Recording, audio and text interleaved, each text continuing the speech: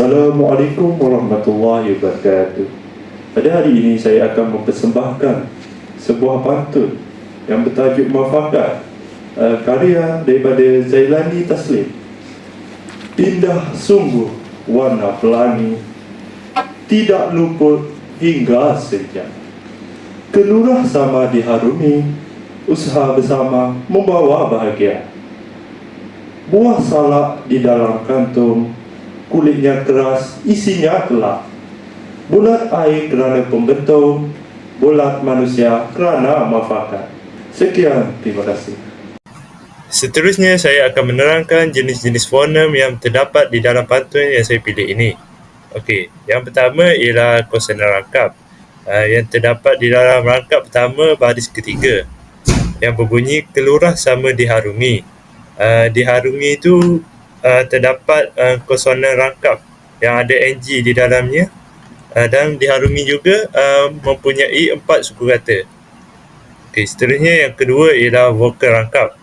Yang terdapat di dalam rangkap kedua baris yang pertama, buah yang berbunyi buah salak di dalam kantung, dan perkataan buah itu terdapat vokal rangkap UA, dan buah mempunyai dua suku kata.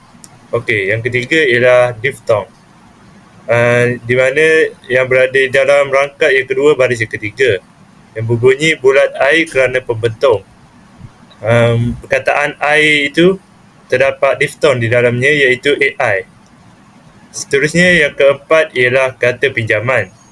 Kata pinjaman muafakat yang dipinjamkan daripada bahasa Arab ke dalam bahasa Melayu, dan muafakat mempunyai 4 suku kata. Akhir sekali ialah pengajaran. Apakah pengajaran yang kita dapat daripada pantun ini? Yang pertama ialah kita hendaklah sentiasa bermuafakat dalam melakukan sebarang pekerjaan atau membuat keputusan.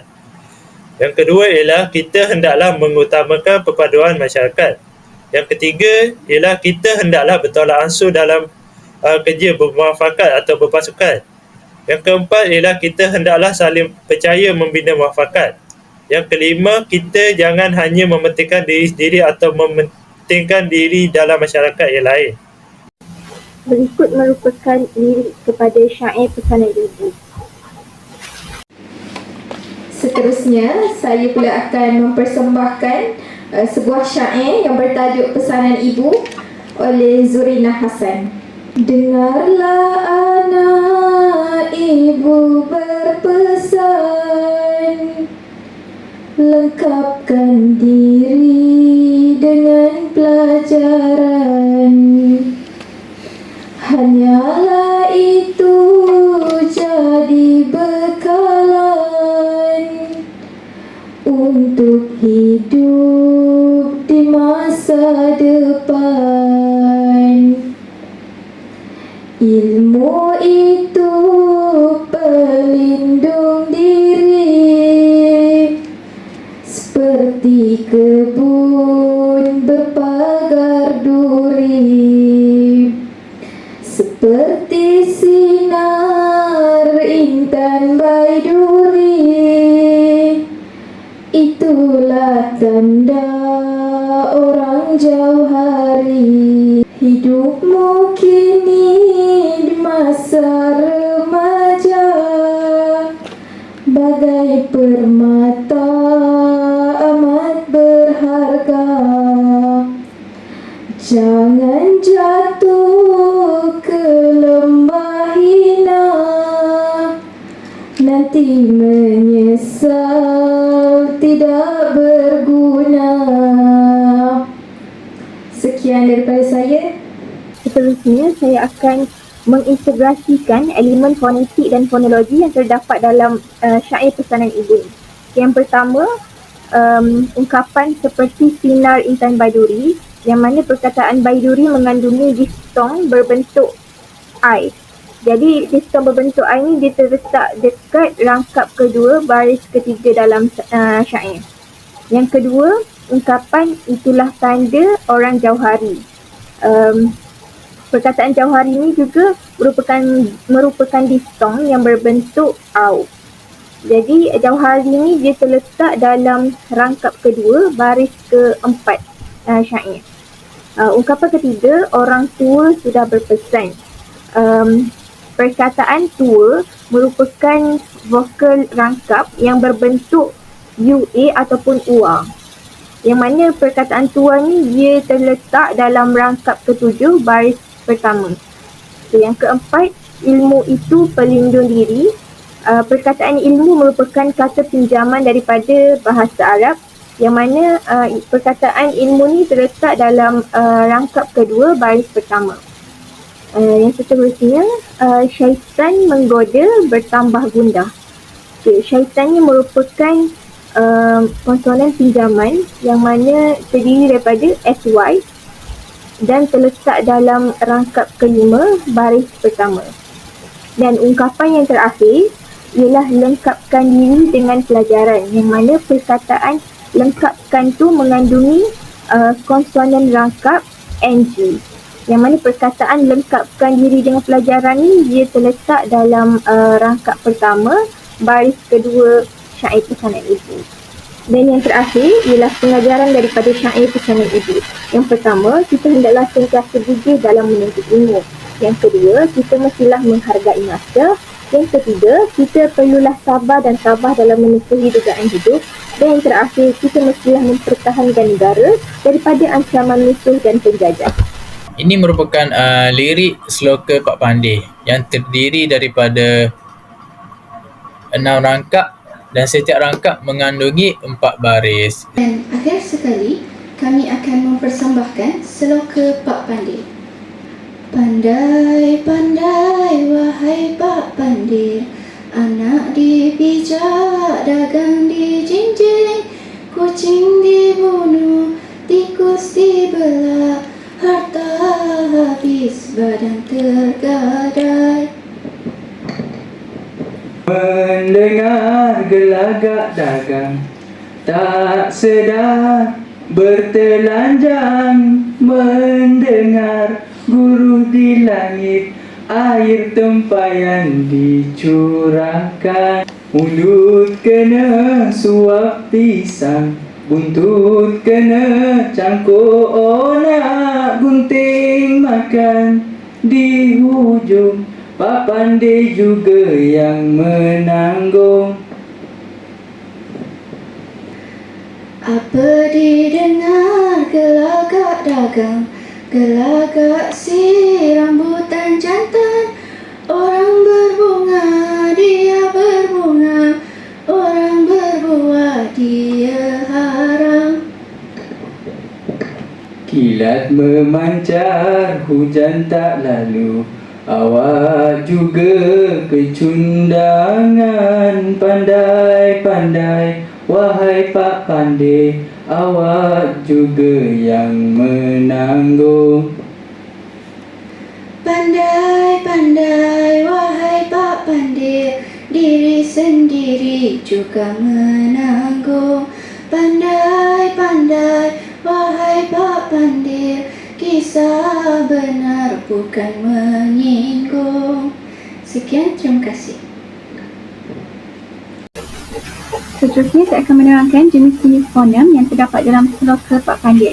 Dalam rangkap 1 terdapat kategori ginsong, iaitu perkataan pandai, wahai dan tergadai. Okey. Ginsong yang terdapat dalam perkataan tersebut adalah AI, iaitu huruf E dan I. Dan yang kedua, kategori konsonan rangkap. Konsonan rangkap yang terdapat dalam rangkap 1 adalah perkataan dagang, dijinjing dan kucing. Dan konsonan rangkap yang terdapat dalam perkataan itu adalah NG. Dan yang terakhir dalam rangkap 1 adalah kata pinjaman bahasa Sanskrit, iaitu perkataan harta. Baiklah, kita akan teruskan dengan jenis-jenis fonem yang terdapat dalam sloka Pak Pandey. Bagi lirik yang pertama, di rangkap 2 baris 2, iaitu akhirnya tak sedar bertelanjang. Bagi pecahan suku katanya pula ialah A palang, khir palang, nya palang. Dan kategori yang terdapat dalam rangkap 2 baris 2 ni ialah konsonan pinjaman. Dan jenis konsonan pinjaman yang terdapat dalam rangkap 2 baris 2 ni ialah KH. Bagi lirik yang kedua pula ialah di rangkap 2 baris 4, air tempayan dicurahkan. Bagi pecahan suku kata, air sahaja palang. Jadi kategori fonem dalam rangkap 2 baris 4 ni ialah diftong, dan jenis diftong yang terdapat dalam rangkap ni ialah I. Seterusnya dalam rangkap yang keempat, terdapat kategori vokal rangkap, iaitu perkataan berbuah, dan vokal rangkap yang terdapat dalam perkataan tersebut adalah UA. Dan yang kedua, konsonan rangkap. Perkataan yang terdapat konsonan rangkap dalam rangkap yang keempat adalah didengar, dagang, orang dan juga berbunga. Dan konsonan rangkap yang terdapat dalam perkataan tersebut adalah NG. Dan yang terakhir, terdapat kata pinjaman bahasa Arab dalam rangkap yang keempat ini, iaitu perkataan haram. Bagi lirik yang ketiga pula, di rangkap 3 baris 1, mulut manis dia suap pisang, di palang su, palang up dan palang. Kategori yang terdapat pada rangkap 3 baris 1 ni ialah vokal rangkap, dan jenis vokal rangkap yang terdapat pada rangkap ini ialah UA. Lirik yang keempat pula, di rangkap 5 baris 2, awak jugalah yang menanggung, me, palang, nang, palanggong dan palang. Kategori fonem yang terdapat dalam rangkap 5 baris 2 ni ialah konsonan rangkap. Jenis konsonan rangkap iaitu NG, nge.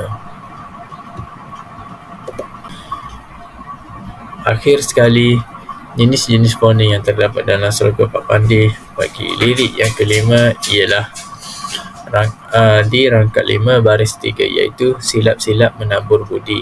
Bagi pecahan suku kata, bu, palang, di. Dan kategori fonem yang terdapat dalam rangkap ini ialah kata pinjaman. Jenis kata pinjaman dalam rangkap ini ialah kata pinjaman bahasa Sanskrit. Itu sahaja daripada saya. Dan yang terakhir, dalam rangkap yang keenam, terdapat kategori diftong, iaitu perkataan pandai dan wahai, iaitu perkataan diftong yang terdapat dalam perkataan tersebut adalah AI. Dan yang terakhir iaitu konsonan rangkap. Konsonan rangkap dalam perkataan bagi rangkap yang keenam ini adalah menanggung dan menyinggung. Dan konsonan rangkap yang terdapat dalam perkataan ini adalah NG. Dan akhir sekali, pengajaran yang boleh kita aplikasikan dalam kehidupan kita dalam sloka Pak Pandir ini, yang pertama, kita hendaklah sentiasa melakukan kerja-kerja yang berfaedah.